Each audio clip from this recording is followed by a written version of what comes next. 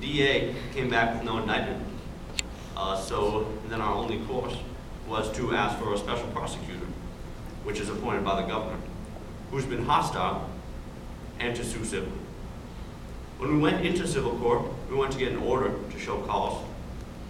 The judge signed it and gave me a deadline of 3 days. The driver left the country, and no one even asked, why would he run if he didn't do anything wrong? If you and I were in an accident, we'd have to go to civil court. Why is this man above the law? So they said, he's in Israel. So I said, well, I'll go to Israel and I'll show best efforts. And the deadline was, I had to serve him by Tuesday, which was Yom Kippur. That was the judge's decision, not mine. So we went, Alton Maddox and I. We got on a plane, left Monday night, and landed Tuesday morning. We went to the American Embassy so that if this man had any decency at all, he could come to the American Embassy and receive service, which he has not done to this day. We came back, went to court, and showed the judge the receipts, and the judge said, you made best efforts. Therefore, you are not permitted, by default, to go ahead and sue the rabbi or whomever because you cannot do the driving.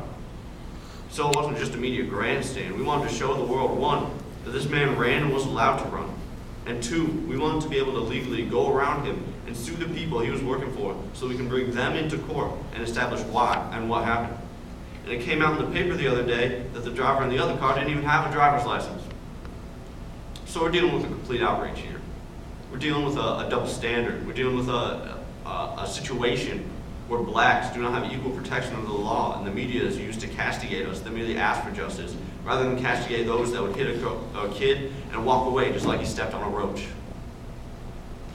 There's also a media contention with a young Jewish scholar that was stabbed that night.